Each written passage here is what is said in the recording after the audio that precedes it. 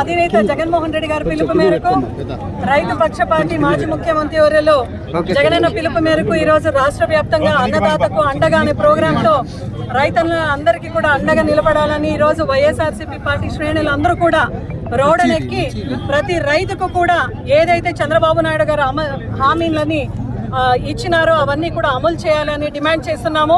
ప్రతి రైతుకు కూడా పెట్టుబడి సాయం కింద 20,000 వెంటనే ఇవ్వాలని వైఎస్ఆర్సీపీ పార్టీ డిమాండ్ చేస్తున్నాము. అదేవిధంగా దళారులు, కమిషన్ ఏజెంట్స్, బ్రోకర్లు ఈ వ్యవస్థకు ఫుల్ స్టాప్ పెట్టేసి ప్రభుత్వమే ఇంటర్వెన్షన్ చేసి ఈరోజు రైతులందరికీ కూడా మంచి మద్దతు ఇస్తూ వాళ్ళు పంటలు కొనుగోలు చేయాలని వైఎస్ఆర్సీపీ పార్టీ డిమాండ్ చేస్తున్నాము. ఎప్పుడైతే కూటమి ప్రభుత్వం ఏర్పాటైందో ఆ రోజు నుంచి కూడా అతివృష్టి అనావృష్టికి పాల్పడి రైతులందరూ కూడా చాలా ఇబ్బంది పడుతున్నారు. వాళ్లకు క్రాప్ ఇన్సూరెన్స్ కానీ ఇన్పుట్ సబ్సిడీ కానీ ఇచ్చేంత పాపానికి ఎక్కడ కూడా చంద్రబాబు నాయుడు సర్కార్ పోలేదు. వెంటనే వీళ్ళు మీ ఇంటర్వెన్షన్ వచ్చి ఈ రైతులకు మంచి చేయాలి అని మేమందరూ వైఎస్ఆర్సీపీ పార్టీ తరఫున డిమాండ్ చేస్తూ, అదేవిధంగా పంటల్ని కొనుగోలు చేయాలి. తడిసిన పంటలు, రంగు మార్పిన పంటలు ఏదైతే ఉందో వెంటనే కొనుగోలు చేసి మీరు రైతులందరికీ కూడా న్యాయం చేయాలని ఈరోజు జగన్మోహన్ రెడ్డి గారి పిలుపు మేరకు ప్రతి ఒక్క జిల్లాలో, ఈరోజు సత్యసాయి జిల్లాలో కూడా ప్రతి రైతు కూడా స్వచ్ఛందంగా వచ్చి న్యాయం చేయండి అని ఆయన కూడా ఈ ర్యాలీలో పాల్గొంటున్నారు.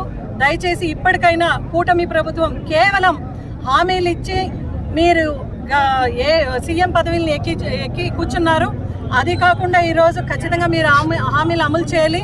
మీరు ఇచ్చిన సూపర్ 6 హామీలు కూడా ఎక్కడ కూడా పరిపూర్ణంగా మీరు న్యాయం చేయలేదు.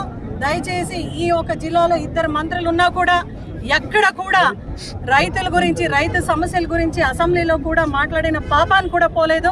సత్యసాయి జిల్లా చాలా వెనుకబడిన జిల్లా. ఈరోజు ఖచ్చితంగా ప్రభుత్వం దిగొచ్చి ఇక్కడున్న 2 మంత్రులు కూడా సవితమ్మ అయితేమి, సత్యప్రకాష్ అయితేమి దిగి రైతులకు స్పందించాలి అని వైఎస్ఆర్సీపీ పార్టీ తరఫున మేము డిమాండ్ చేస్తున్నాం. డాక్టర్ వైఎస్ రాజశేఖర రెడ్డి గారు ఆనాడు 2004వ సంవత్సరంలో రైతుల పక్షాన నిలబడి తన తొలి సంతకం ఉచిత విద్యుత్ మీద పెట్టినటువంటి మహానుభావుడు రాజశేఖర రెడ్డి గారు. తదనంతరం మనం గమనిస్తూ ఉన్నాం, గౌరవ ముఖ్యమంత్రిగా ఉన్నటువంటి ఈరోజు చంద్రబాబు నాయుడు రాజశేఖర రెడ్డి గారి సమకాలీనుడు అని చెప్పుకుంటా ఉన్నటువంటి ఈ చంద్రబాబు నాయుడు ఏ సమయంలో కూడా చూసినా కూడా రైతులకు మోసం తప్పితే ఎప్పుడు కూడా మంచి చేసిన పాపాన పోలేదు.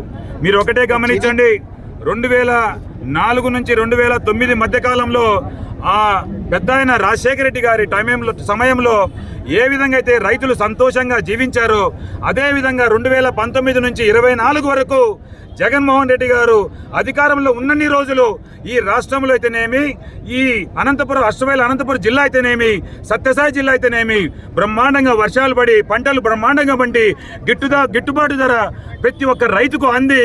మీరు ఈరోజు గమనించండి, చంద్రబాబు నాయుడు వచ్చినప్పుడల్లా అతివృష్టి అనావృష్టి వస్తుంది. ఈరోజు మీరు గమనిస్తున్నారో లేదో, ఈరోజు ఇది పచ్చికరువు వచ్చింది. ఈరోజు ఎక్కడే కానీ పండిన ధాన్యం ఇంటికి చేర్చుకోవాలన్నటువంటి పరిస్థితుల్లో ఈ చంద్రబాబు నాయుడు గారి హయాంలో రైతులందరూ దిక్కుదోచినటువంటి పరిస్థితులలో ఈరోజు రైతులు ఇబ్బంది పడుతూ ఉన్నారు. చంద్రబాబు నాయుడు 2024 ఎన్నికల సమయంలో ఏదైతే అధికారంలో వచ్చే క్రమంలో ప్రతి రైతుకు 20,000 రూపాయలు రైతులకు సాయం చేస్తాను ప్రతి సంవత్సరం అని చెప్పి ఈరోజు రాష్ట్ర ప్రభుత్వం నుంచి ఒక్క రూపాయి కూడా విదల్చినటువంటి పరిస్థితి ఈరోజు రైతాంగం నిశ్చితంగా గమనిస్తూ ఉన్నారు. రైతులారా మేల్కోండి, ఈ రాజశేఖర రెడ్డి గారి కుటుంబం పూర్తిగా రైతుల పక్షపాతి కుటుంబం.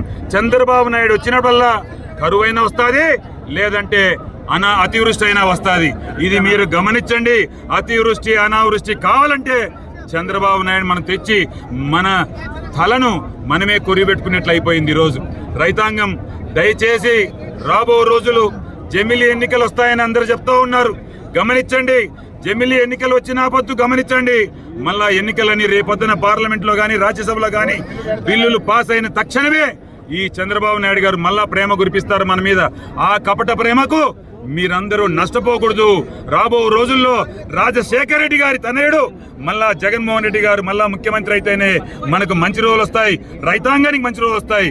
మీరు ముఖ్యంగా మన సత్యసాయి జిల్లాలోని రైతాంగం గమనించాల్సింది ఏంటంటే వేరుశెనగకు జగన్మోహన్ రెడ్డి గారు ఉన్నన్ని రోజులు 3,000 రూపాయలు పైచిలుకు 3,000 రూపాయల పైచిలుకు దాదాపుగా 44 కేజీల బస్తా శనక్కాయలకు డబ్బులు గిట్టుబాటు ధర దక్కినటువంటి పరిస్థితి నుంచి ఈరోజు దళారుల చేతుల్లోకి వెళ్ళిపోయినటువంటి ఈ ప్రభుత్వం 1,500 రూపాయలతో శనక్కాయలు కొనుగోలు చేస్తుందంటే, దళారులు కొనుగోలు చేస్తున్నారంటే ఒక్కసారి గమనించండి.